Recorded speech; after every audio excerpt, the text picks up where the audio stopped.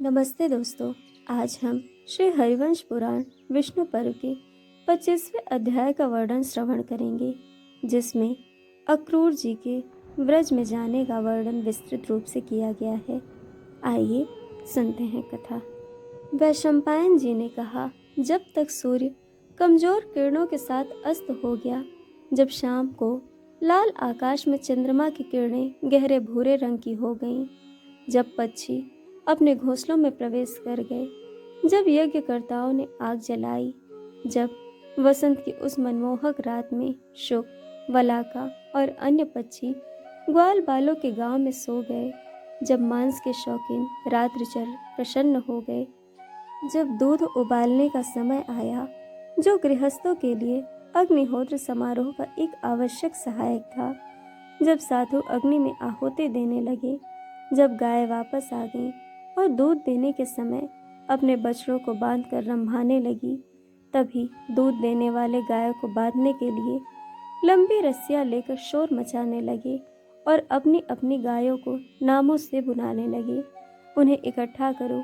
जब जंगल से लौटे गोपों ने लकड़ियों के बोझ से अपने कंधे झुकाकर सूखे गोबर में आग लगाई, जब दिन के समाप्ति के बाद और रात की शुरुआत के साथ चंद्रमा उग आया और चमक गया, जब सूर्य की किरणों के लुप्त हो जाने पर दिन बीत गया और चंद्रमा की चमकती किरणें साथ रात हो गई, जब आकाश जलती हुई अग्नि के समान देदीप्यमान हो गया, तब अक्रूर पक्षियों के साथ मानो अपने घोंसले में प्रवेश करने जा रहे थे।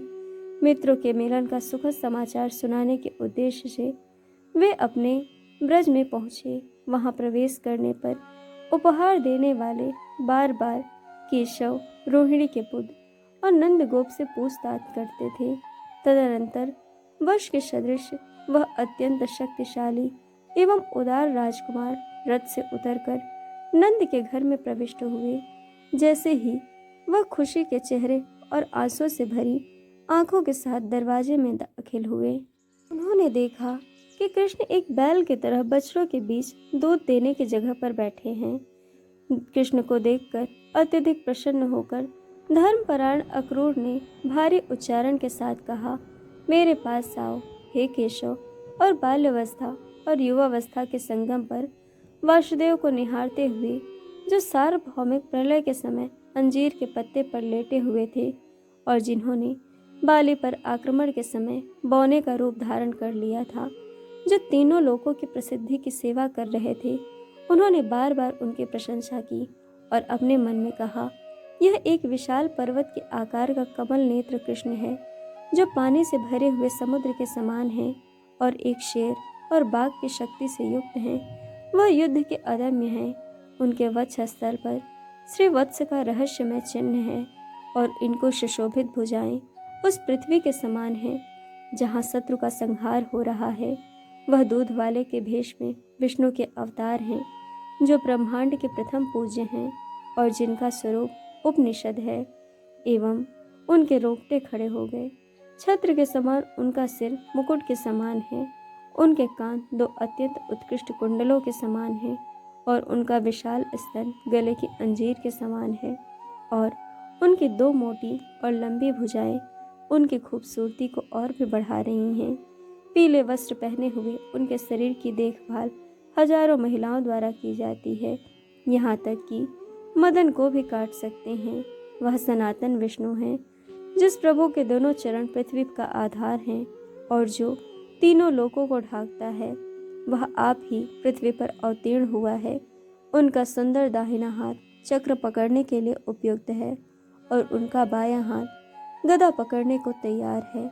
अपने पहले पग से वह पृथ्वी पर अवतरित हुए हैं और वह देवों में अग्रगण्य पृथ्वी पर चमक रहे हैं। भविष्य के ज्ञान से परिचित ब्राह्मणों ने कहा है कि भगवान गोपाल लगभग विलुप्त हो चुकी यदु जात को बढ़ा देंगे। जैसे मूसलाधार धाराएं विशाल समुद्र को भर देती हैं, वैसे ही उसकी शक्ति से सैकड़ों और हजारों यादव अपने अपने कुल को भर देंगे। जब शत्रुओं का सेनापति मारा जाएगा तो संपूर्ण शाश्वत और समृद्ध ब्रह्मांड स्वर्ण युग की तरह उनकी अवज्ञाओं का पालन करेंगे। वह पृथ्वी पर रहते हुए सारे जगत को अपने वश में कर लेंगे और राजा न होते हुए भी वह सभी ताजपोशी प्रमुखों पर शासन करेंगे।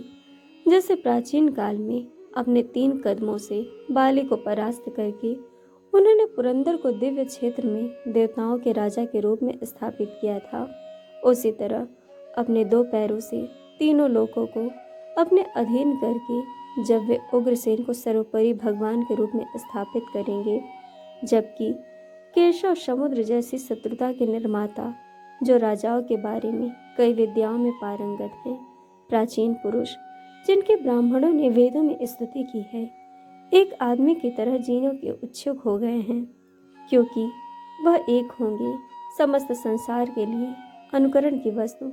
आज मैं मंत्रों द्वारा अपने मन में विष्णु की दिव्यता और व्यक्तित्व की विधिवत आराधना करूंगा। आध्यात्मिक ज्ञान से संपन्न महर्षि उन्हें अधिमानव के रूप में जानते हैं। वह मनुष्यों के बीच प्रकट हुए हैं और हमारे रिश्तेदारों में से एक बन गए हैं। यह निस्संदेह अलौकिक है। तथापि रात्रि में कृष्ण से परामर्श करके यदि वे चाहे तो मैं उन्हें और गोपों को मथुरा ले जाऊंगा। कृष्ण को देखकर और इस प्रकार अपने भीतर तर्क और उच्च महत्व से भरे विचारों को दोहराते हुए उन्होंने नंद गोप के दरबार में प्रवेश किया। तो दोस्तों, इस प्रकार हरिवंश पुराण विष्णु पर्व का 25वां अध्याय पूर्ण हुआ। दोस्तों, कहानी आपको कैसी लगी यह हमें कमेंट करके ज़रूर बताइएगा और चैनल को सब्सक्राइब, वीडियो को लाइक शेयर करना बिल्कुल मत भूलिएगा। वीडियो देखने के लिए आप सभी का बहुत बहुत धन्यवाद। जल्द मिलेंगे एक और नए वीडियो के साथ।